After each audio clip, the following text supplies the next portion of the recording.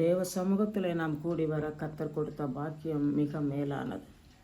கர்த்தருடைய பிரசன்னத்தில் வரும்போதெல்லாம் நமக்கு இன்பமும் மகிழ்ச்சியும் ஆசீர்வாதமும் கிடைக்கப்பெறுகிறது.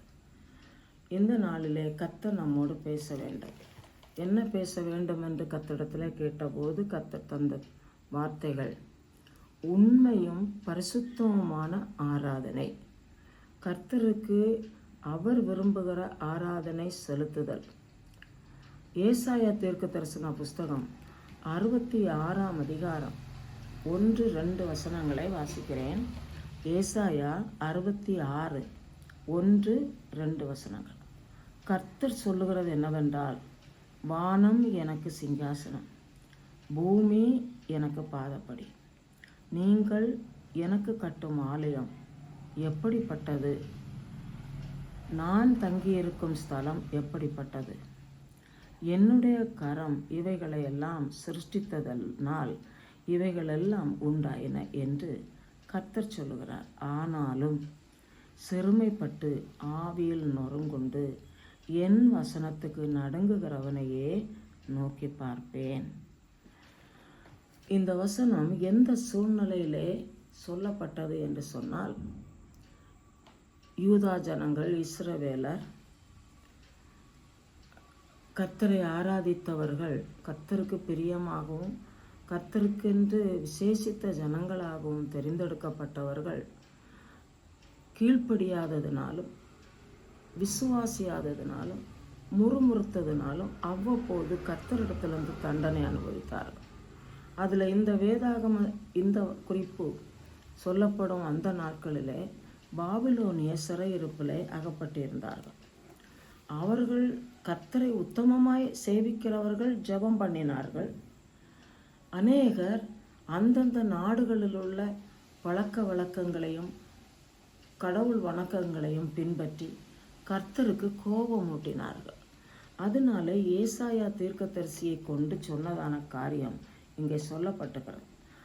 அதாவது அவங்க என்ன செய்கிறாங்க, சிறையிருப்பில் இருந்து கொண்டு ஆலயத்தை கட்ட வேண்டும் என்று விரும்புகிறார்கள்.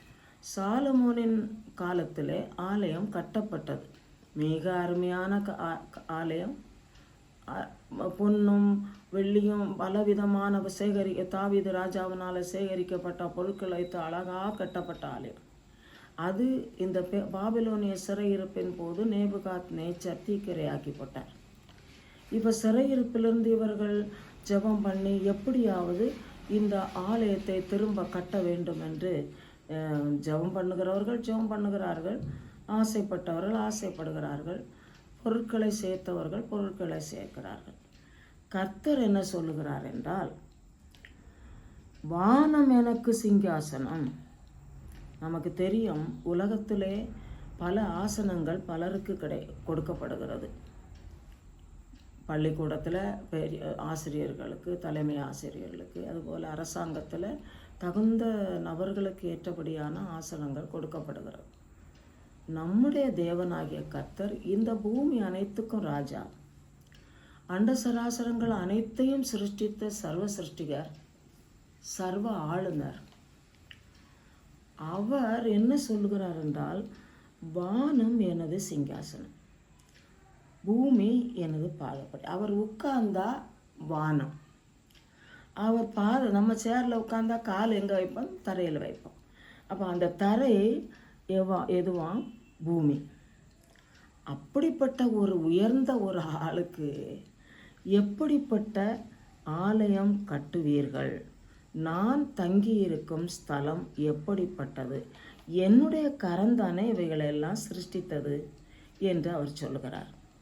இப்படி தங்களுடைய விருப்பத்தின்படி வாழ்ந்தாலும் கர்த்தர் என்ன சொல்லுகிறார் என்றால், சிறுமைப்பட்டு ஆவியில் நொறுங்குண்டு என் வசனத்துக்கு நடுங்குகிறவனையே நோக்கி பார்ப்பேன்.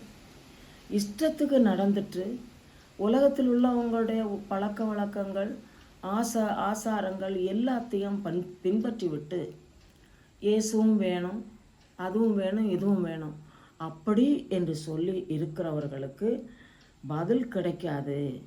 இருதயம் நொறுங்குண்டு நறுங்குண்ட அனுபவத்தோடு கர்த்தரை தேடுகிறவர்களுக்கு பதில் உண்டு, ஆசீர்வாதம் உண்டு என்று சொல்லுகிறார்.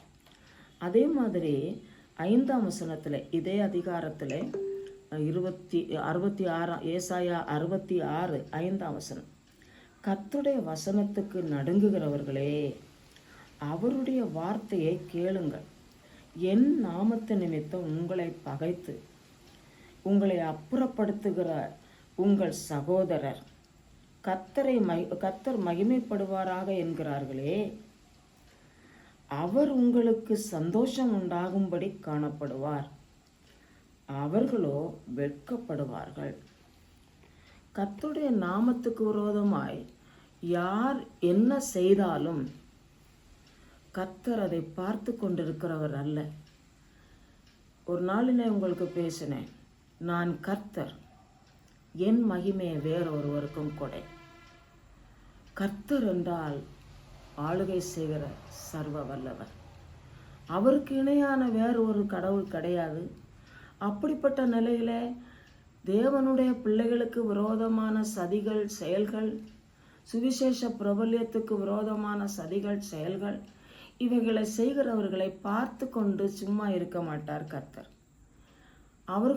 அவர்களும் தேவையான நேரங்களில் இந்த கடவுள் வேணும் அப்படின்னு தேடும்போது கர்த்தர் செவி சாய்க்க மாட்டார். அதனால தான் ஆண்டவர் கேட்குறார், நீங்கள் எனக்கு கட்டுகிற ஆலயம் எப்படிப்பட்ட, நான் அவ்வளோ பெரிய தேவன், நான் உட்காருவதற்கு இவ்வளோ இடம் தேவை, நீங்கள் எப்படி எனக்கு ஆலயம் கட்டுவீங்க?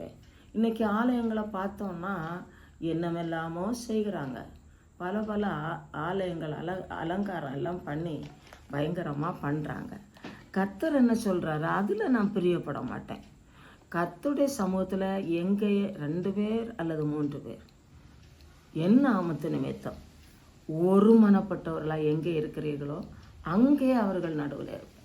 இப்போ கடந்த ஞாயிற்றுக்கிழமை பெந்தேகோஸ்தே ஞாயிறு. வேதாகமத்தில் அப்போஸ்தலர் 2 என்ன பார்க்கிறோம்? அவர்கள் எல்லாரும் ஒருமனப்பட்டு ஒரு இடத்துல கூடியிருந்து பரிசுத்தாவி எங்களுக்கு வேண்டும் என்று ஜெபம் பண்ணின போது பரிசுத்த ஆவியானவர் ஊற்றப்பட்டார். அவர்கள் காத்திருந்து ஜெபம் பண்ணினார்கள். ஊற்றப்பட்ட போது அங்கு கூடி வந்த ஜனத்திரள் எல்லாம் உணர்த்தப்பட்டார்கள். தங்கள் பாவங்கள் குத்தப்பட்டவர்களாக நாங்கள் என்ன செய்ய வேண்டும் என்று கேட்டு ஆண்டவருக்கு ஒப்பு கொடுத்தார்கள். இயேசுவை இரட்சகராக ஏற்றுக்கொண்டார்கள், ஞான ஸ்நானம் எடுத்தார்கள், சபையிலே சேர்க்கப்பட்டார்கள். இப்படிப்பட்டதான அனல் உண்டானது. இன்றைக்கு கர்த்தர் நமக்கு என்ன சொல்லுகிறார் என்றால், நம்ம எல்லாரும் அங்கங்கே இருந்து ஜெபம் பண்ணினாலும் இந்த ஜெபம் மிக பிரயோஜனமான ஜெபம். ஒரு மனதோடு நாம் ஜெபிக்கிற அந்த ஜெபம் அனல் உண்டாக்கும், பரிசுத்த ஆவியானவருடைய கிரியை வெளிப்படுத்தும். கர்த்தர் என்றைக்கும் அமைதியாக இருக்கிறவர் அல்ல. அவர் கிரியை செய்யும் போது ஜனத்திரள் பயங்கரமாக கர்த்தரை விசுவாசிப்பார்கள். உன் ஆகாரத்தை தண்ணீர்களின் மேல் போடு, அநேக நாட்களுக்கு பின்பு பலனை காண்பார். இதுதான் கர்த்தருடைய வார்த்தை. கர்த்தர் அதை செய்வார். ஆனால் கர்த்தரை சேவிக்கிறவர்கள் எப்படி சேவிக்க வேண்டும் என்று சொல்லி நாம் பார்க்க, உண்மையான ஆராதனை அவருக்கு செலுத்த வேண்டும். அதுபோல் 2 நாளாகமம் 6ஆம் அதிகாரத்தில் 18ஆம் வசனத்தில் சாலமோன் ஆலயம் கட்டிவிட்டு அவர் சொல்லுகிறார், பூமியிலே 2 நாளாகமம் 6:18, தேவன் மெய்யாக மனுஷரோடு பூமியிலே வாசம் பண்ணுவாரோ? இதோ வானங்களும் வானாதி வானங்களும் உண்மை கொள்ளாதே, நான் கட்டின இந்த ஆலயம் எம்மாத்திரம்னு சொல்கிறார். அப்போ அன்னைக்கு அவருடைய மனநிலை அப்படி இருந்தது. அவர் ஆலயத்தில் காளைகளை பலி செலுத்தினார் என்று சொல்லப்படுகிறது. 15ஆம் அதிகாரத்திலேயும் அநேக காளைகளை பலியிட்டார்கள் என்று 15ஆம் அதிகாரத்திலே சொல்லப்படுகிறது. 12ஆம் வசனம் 15ஆம் அதிகாரம் 2 நாளாகவும் 15ஆம் அதிகாரம் 12வது வசனத்திலே என்ன சொல்லப்படுகிறது? தங்கள் பிதாக்களின் தேவனாகிய கர்த்தரை முழு இருதயத்தோடு தங்கள் முழு ஆத்துமாவோடும் தேடினோம். சிறியோர் பெரியோர் ஸ்திரீ எல்லாரும் தேவனை தேடாதவர்கள் கிடையாது. அப்படிப்பட்ட இருதயம், முழு இருதயத்தோடு கர்த்தரை தேடுகிற அனுபவம். அப்படிப்பட்ட இடத்திலே யுத்தமில்லாத அமைதியை கர்த்தர் கொடுத்தார். தேவ சமாதானம் நிலவரும். இப்போ நமக்கு யுத்தங்களும் பலவித சூழ்நிலைகளும் எதிரிட்டு வருகிறது. தாங்கிக் கொள்ளாத சூழ்நிலைகள் பல நடந்து கொண்டிருக்கிறது. அவைகளின் மத்தியிலே ஜெபம் பண்ணுகிற தேவ ஜனங்கள் முழு இருதயத்தோடு, முழு ஆத்துமாவோடும், முழு பலத்தோடு அவரிடத்தில் அன்பு கூர்ந்து கர்த்தரை துதித்து, இப்போ காளைகள் பலி செலுத்தினார்கள்னா அது எதை குறிக்கிறது? அதிகமாக ஆழமான இருதயத்திலிருந்து கர்த்தருக்கு ஸ்தோத்திர பலிகளை செலுத்துகிறார். கர்த்தர் நம்மிடத்தில் எதிர்பார்க்கிறது ஸ்தோத்திர பலிகள். உண்மையான ஆராதனை அதுதான். அப்படிப்பட்ட ஆராதனை செலுத்தும் போது கர்த்தர் பார்த்து கொண்டிருக்க மாட்டார், தம்முடைய மகிமையை விளங்க பண்ணுவார். அந்த நாளாகம புஸ்தகத்துல எல்லாம் பல இடங்களில் அக்கினி அங்கே இறங்கினது, ஆசாரியர்கள் பலி செலுத்த முடியாதபடிக்கு மேகம் அங்கே சூழ்ந்திருந்தது என்று சொல்லப்படுகிறது. இன்னும் வெளிப்படுத்தின விசேஷத்திலே 4ஆம் அதிகாரத்தில் என்ன பார்க்கிறோம் என்றால், வெளிப்படுத்தின விசேஷம் 4ஆம் அதிகாரத்தில் முதல் வசனத்தை வாசிக்கிறேன். வெளிப்படுத்தின விசேஷம் 4 முதலாவது வசனம். இவைகளுக்கு பின்பு இதோ பரலோகத்திலிருந்த ஒரு வாசலை கண்டேன். முன்னே எக்கால சத்தம் போல என்னுடனே பேச நான் கேட்ட சத்தமானது, இங்கே ஏறி வா, இவைகளுக்கு பின்பு சம்பவிக்க வேண்டியவைகளை உனக்கு காண்பிப்பேன் என்று விளம்பினது. உடனே ஆவிக்குள்ளானேன். அப்பொழுது இதோ வானத்தில் ஒரு சிங்காசனம் வைக்கப்பட்டிருந்தது.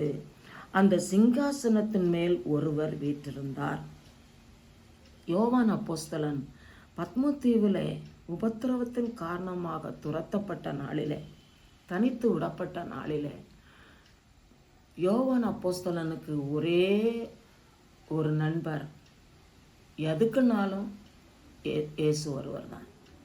அவர் ஜெபம் பண்ணி ஆவிக்குள்ளாகிற நிலையிலே சொல்லப்படுகிறது. இந்த வெளிப்படுத்தின விசேஷத்தில் 4ஆம் அதிகாரத்தில் தேவன் பரலோகத்தை அவருக்கு காண்பித்தார். அங்கே வீற்றிருக்கிறவரை குறித்து பார்க்கிறார் அவர். அங்கே அவருடைய விளக்கம் எல்லாம் தொடர்ந்து சொல்லப்படுகிறது. அதெல்லாம் இன்றைக்கு நான் விளக்கவில்லை. அங்கே 4 ஜீவன்கள் இருக்கிறதே சொல்லப்படுகிறது. அதில் 8வது வசனம், நான் வெளிப்படுத்தின விசேஷம் 4ஆம் அதிகாரம் 8ஆம் வசனத்திலே நடுவில் இருந்து வாசிக்கிறேன். அவைகள் இருந்தவரும் இருக்கிறவரும் வருகிறவரும் ஆகிய சர்வ வல்லமை உள்ள தேவனாகிய கர்த்தர் பரிசுத்தர் பரிசுத்தர் என்று இரவும் பகலும் ஓயாமல் சொல்லி கொண்டிருந்தன. கர்த்தரை துதித்து கொண்டிருக்கிறவர்கள் பாக்கியவான்கள். பரலோகத்தில் துதி தான் இருக்கிறது. இந்த உலகத்தில் கர்த்தரை துதிக்க துதிக்க துதிக்க கவலைகள் மறக்கும், பாரங்கள் அகலும், வியாதிகள் நீங்கும், வேதனைகள் நீங்கும், பிரச்சனைகள் நீங்கும். இன்றைக்கு அநேகருக்கு துதியையும் ஸ்தோத்திரத்தையும் பார்க்கலாம் தங்கள் இருதய பாரங்களும் சோர்வுகளும் கவலைகளும் நெருக்கி பரிகாரம் தேர தெரியாமல் வாழ்ந்து கொண்டிருக்கிறார்கள். ஆனால் கர்த்தரிடத்தில் இல்லாத விடுதலை வேற எங்கேயும் இல்லை என்பதை அறிந்து கொள்ள வேண்டும். ரோமருக்கு எழுதின நிருபம் 12ஆம் அதிகாரத்தில் 1-2 நான் அடிக்கடி சொல்லுகிற வசனம். ரோமருக்கு எழுதின நிருபம் 12ஆம் அதிகாரம் 1-2 வசனங்களில் என்ன பார்க்கிறோம்? சகோதரரே, நீங்கள் உங்கள் சரீரங்களை பரிசுத்தம் தேவனுக்கு பிரியமான ஜீவ பலியாக ஒப்பு கொடுக்க வேண்டும் என்று தேவனுடைய இரக்கங்களை முன்னிட்டு உங்களுக்கு வேண்டிக் கொள்கிறேன். பிதாவே, இதுவே நீங்கள் செய்ய வேண்டிய புத்தியுள்ள ஆராதனை. இதுதான் புத்தியுள்ள ஆராதனை. இந்த பிரபஞ்சத்துக்கு ஒத்த வேஷம் தெரியாமல் அவங்கெல்லாம் இப்படி பண்ணுறாங்க, அவங்கெல்லாம் இப்படி பண்ணுறாங்க, இப்படி செய்தா என்ன, அதுவும் ஒன்றும் இல்லை அப்படின்னு சொல்லுகிறதை கர்த்தர் வெறுக்கிறார்.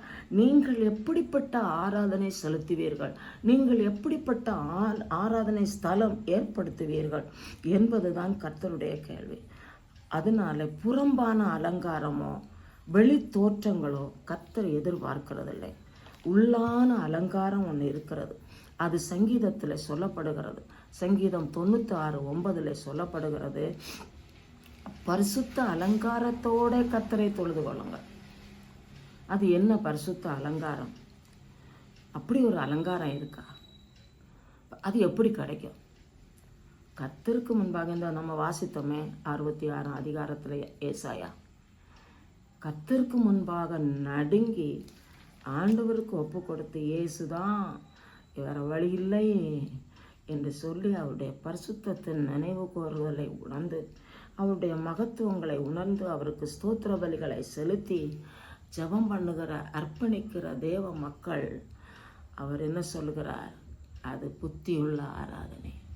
அவர்களுடைய இருதயத்தில் மறுரூபமாகிற அனுபவம். இயேசு கிறிஸ்து மலையிலே மறுரூபமான போது என்ன வந்தது? மகிமை வெளிப்பட்டது. இதுபோல கர்த்தருக்குள் பரிசுத்த அலங்காரத்துடன் கர்த்தரை நெருங்குகிற கர்த்தருடைய பிள்ளைகளுக்கு தேவ மகிமை இருதயத்துக்குள்ளே இறங்கும், தங்குகிற வீட்டில் இறங்கும், குடும்பத்தில் இறங்கும், பிள்ளைகள் மத்தியில் இறங்கும், வேலை ஸ்தலத்தில் இறங்கும். போகிற வருகிற வழிகளில் ஆசீர்வாதம். நீ அதான் சொல்லியிருக்கிறார்ல, நீ ஆசீர்வாதமாக இருப்பார். நீ போகையிலும் ஆசீர்வதிக்கப்பட்டிருப்பாய், நீ வழிகையிலும் ஆசீர்வதிப்பார். எதுக்கும் கவலைப்பட வேண்டிய அவசியம் இல்லை. ஏன்னா கவலைப்பட எதுவுமே தேவையில்லை. இயேசுவே சொல்லிட்டார். புல்லுகளை பாருங்கள், புஷ்பங்களை, காட்டு புஷ்பங்களை பாருங்கள், எதுக்கு கவலைப்படுறீங்க?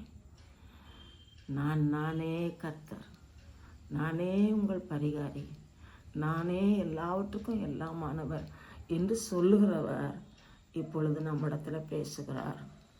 கலங்காதிருங்கள். நாம் ஜெபிக்கிற அநேக காரியங்கள் உண்டு. இதெல்லாம் நடக்கவில்லையே, சோர்ந்து போகவே வேண்டாம்.